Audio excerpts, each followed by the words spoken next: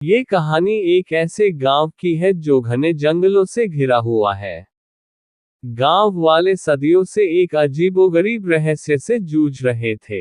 हर साल पूर्णिमा की रात को गांव में एक भयानक छाया दिखाई देती थी, जो लोगों को डराती और परेशान करती थी।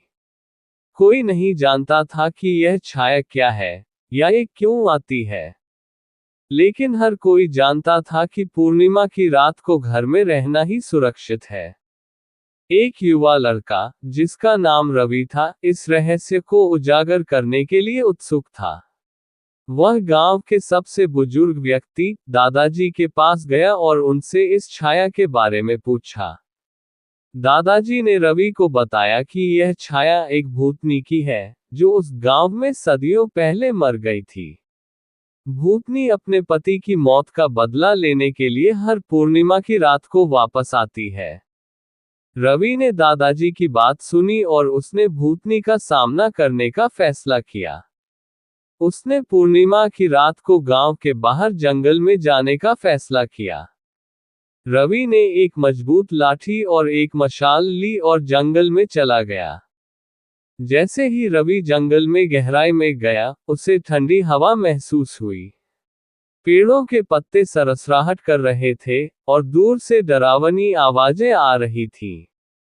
रवि का दिल तेजी से धड़कने लगा, लेकिन उसने हिम्मत नहीं हारी। कुछ समय बाद रवि को एक खुली जगह में भूतनी दिखाई दी। भूतनी एक लंबी, काली छाया थी, जिसकी आंखें लाल रंग की चमक रही थीं। भूतनी ने रवि की ओर देखा और चिल्लाया। रवि डर गया, लेकिन उसने अपनी लाठी उठाए और भूतनी पर हमला कर दिया। भूतनी ने रवि के वार को चकमा दिया और उस पर हमला कर दिया। रवि और भूतनी के बीच भयंकर लड़ाई हुई। रवि ने अपनी पूरी ताकत से भूतनी का सामना किया, लेकिन भूतनी बहुत शक्तिशाली थी। जैसे ही रवि हार मानने वाला था, उसने दादाजी की बात याद की।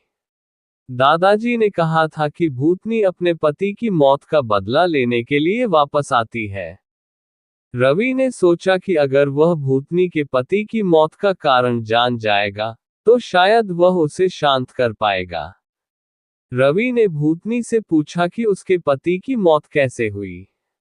भूतनी ने बताया कि उसके पति को गांव के कुछ लोगों ने मार डाला था। रवि ने भूतनी को बताया कि वह उन लोगों से बदला लेगा।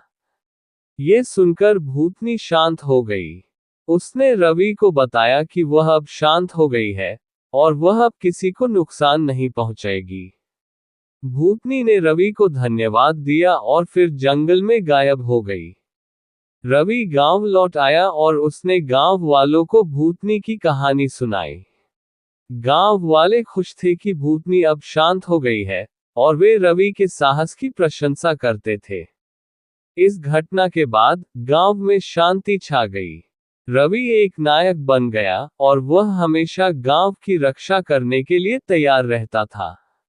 ये कहानी हमें सिखाती है कि डर का सामना करना चाहिए और हमें हमेशा सच का साथ देना चाहिए। हमें ये भी याद रखना चाहिए कि हर कहानी का एक अंत होता है, और कभी कभी समाधान हमारे अपने हाथों में होता है।